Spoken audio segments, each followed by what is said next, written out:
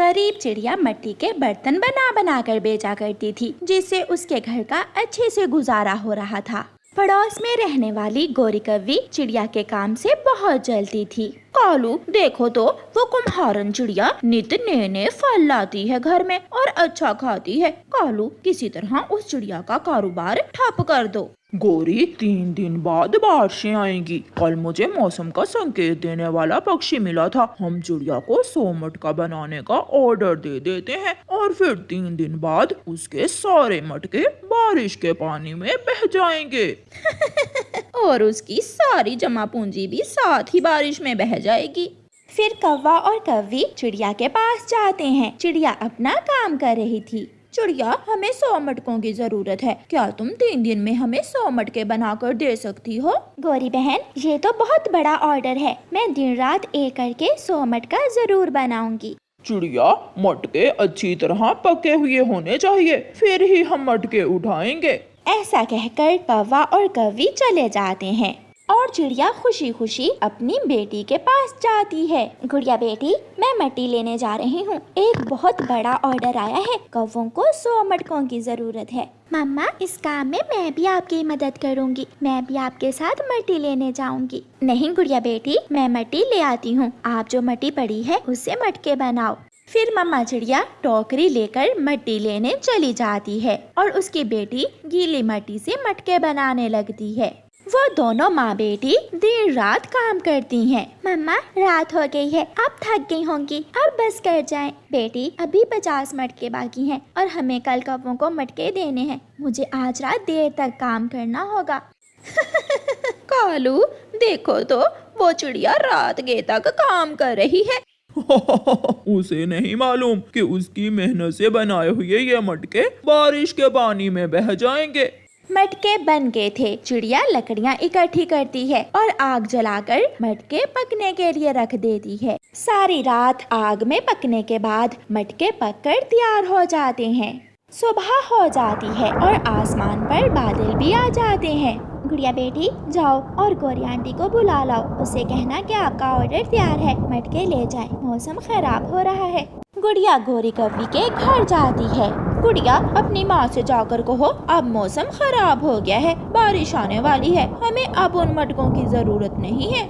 ये सुनकर गुड़िया परेशान हो जाती है। आंटी, मेरी मम्मा ने सारी रात लकड़ियाँ जलाकर पकाया है उन मटकों को, अगर वो मटके ना बिके तो हम खाएंगे कहाँ से? जो घर में था माँ ने वो सब लगा दिया है। यही तो हम चाहते थे।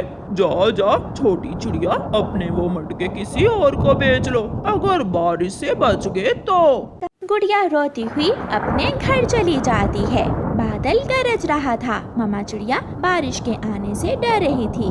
मम्मा, गोरी आंटी और कालू अंकल कहते हैं कि अपने मटके किसी और को बेच लो, वो मटके नहीं खरीदेंगे, उन्होंने हमें धोखा दिया है। गुड़िया बेटी, उन कौवों ने तो हमें बर्बाद कर दिया, मेरे पास और इतने पैसे भी नहीं कि लकड़ियाँ खरीद सकूं। तभी तेज बारिश शुरू हो जाती है। बारिश इतनी तेज थी कि थोड़ी ही देर में जंगल में पानी ही पानी हो जाता है।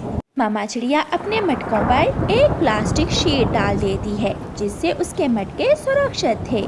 शाम तक बारिश होने के बाद बारिश रुक जाती है और शाम के बाद एक हवाई मोटर चिड़िया के घर के बाहर आकर रुकती है, जिसमें एक हरा मिठू तोता था। चिड़िया, मैं शहर वाले जंगल से आया हूँ, मुझे 100 मटकों की जरूरत है। सुना है तुम मिट्टी के बर्तन बनाती हो, क्या तुम मेरे लिए 100 मटके बना सकती हो? ये सुनना था कि गुड़िया खुशी से उछलने लगती है। आप मेरे साथ आइए। मम्मा चिड़िया मटकों से प्लास्टिक शीट हटाती है।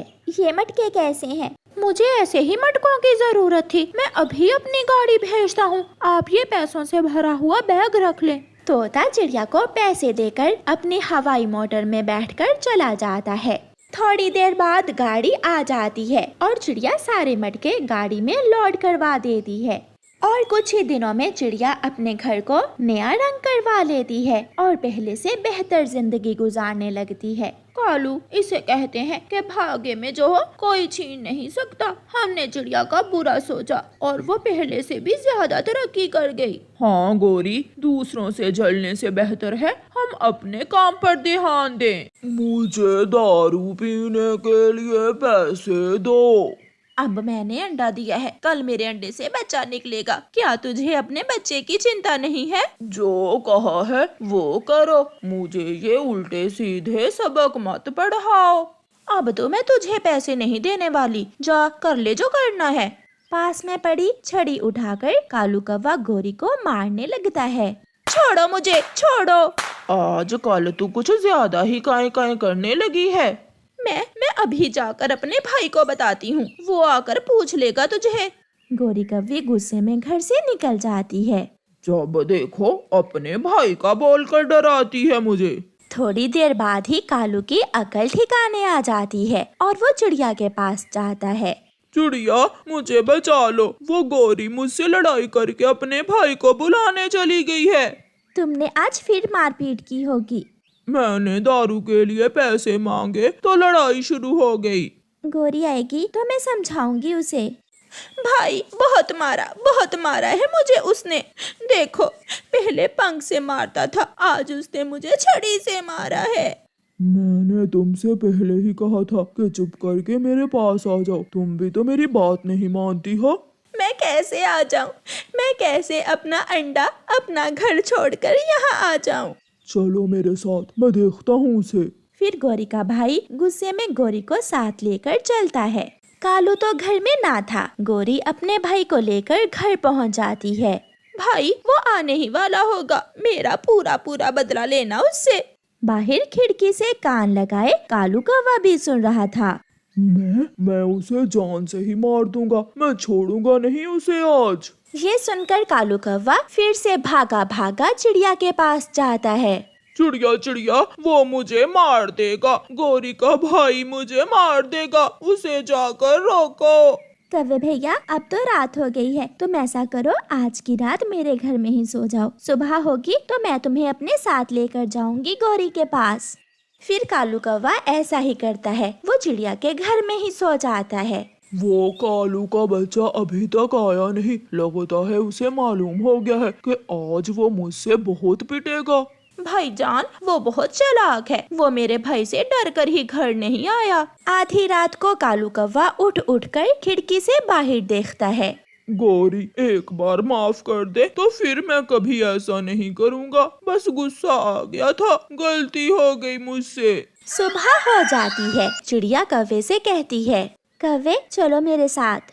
नहीं चिड़िया, पहले तुम जाकर बात कर लो, मुझे बाद में लेकर जाना। फिर चिड़िया अकेली ही गोरी के पास जाती है। गोरी का भाई हाथ में डंडा पकड़े बैठा हुआ था। गोरी, कालू रात से मेरे घर में है, वो तुम्हारे भाई से डर रहा है, वो कहता है मुझे एक बार माफ कर दो। चिड़िया, तुम नहीं जानती उसे, वो हर बार मुझे मारने के बाद ऐसा ही करता है। चिड़िया, मैं उसे छोड़ूंगा नहीं। भाई जी, जाने दे उसे, बहनों के घर बसाने के लिए सब करना पड़ता है, उसे एक बार माफ कर दो। चिड़िया, अगर तुम कहती हो तो मैं एक बार उसे माफ करती हूँ। फिर गोरी का भाई चला जाता है और चिड़िया कालू कौवे को लेने चली जाती है। चिड़िया, क्या कहा गौरी के भाई ने? वो चला गया है और गौरी भी मान गई है, मगर अब याद रखना, अगर फिर से दारू पीकर घर गए या मारपीट की तो अब गौरी तुझे छोड़ेगी नहीं। चिड़िया, मैं वादा करता हूँ, अब मैं कुछ ऐसा नहीं करूँगा। कालू कौवा डरता घर जाता है। आ जाओ, अंदर आ जाओ। कालू घर में जाता है। कालू, तुमने सारी जिंदगी बुरे काम किए, दारू पिया, मगर अब अपने आने वाले बच्चे की खातिर ये सब तुम्हें छोड़ना होगा। हाँ गौरी, मैं भी बहुत शर्मिंदा हूँ, मैं कल से काम पर जाया करूँगा, मैं मेहनत करूँगा और अपने आने वाले बच्चे के लिए दाना इकट्ठा करूँगा। जो हुआ मैं उस पर तुमसे माफी मांगता हूँ। अच्छा, अब मेरा सर दबाओ, बहुत दर्द हो रहा है मेरे सर में। दोनों में सुलह हो जाती है और दूसरे दिन सुबह सवेरे ही कालू कौवा काम ढूंढने निकल जाता है। वो फिरता फिरता एक चील के पास जाता है और चील उसे काम पर रख लेती है। कौवे, ये केले के पेड़ मेरे हैं, तुम इन पेड़ों से हर रोज केले उतार कर दूसरे जंगल लेकर जाया करोगे। कालू बहुत खुश होता है और अपना काम शुरू करता है। शाम को घर जाते समय चील कालू कौवे को कुछ केले भी दे देती है। आज कालू कौवा बहुत खुशी खुशी अपने घर जाता है। गोरी गोरी, देखो मैं तुम्हारे लिए फल लेकर आया हूँ। गोरी भी बहुत खुश होती है। ऐसे कौवा खुद को बदल लेता है। जब कौवे का पुराना दोस्त उल्लू उसे दारू पीने के लिए लेने आता है तो कालू कौवा उसे मना कर देता है।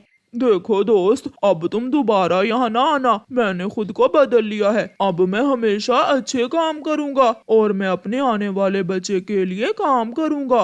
उल्लू चला जाता है और कौवा अपने काम पर चला जाता है। कुछ दिनों बाद उनके अंडे से बच्चा निकल आता है। उनके घर में खुशियाँ और भी बढ़ जाती हैं और वो दोनों कौवे खुशी खुशी अपना जीवन गुजारने लगते हैं। अब कौवा बहुत अच्छा पति बन गया था। प्यारे दोस्तों, इस कहानी को लाइक, अपने दोस्तों के साथ शेयर और चैनल को सब्सक्राइब करना बिल्कुल मत भूलना। आपका धन्यवाद।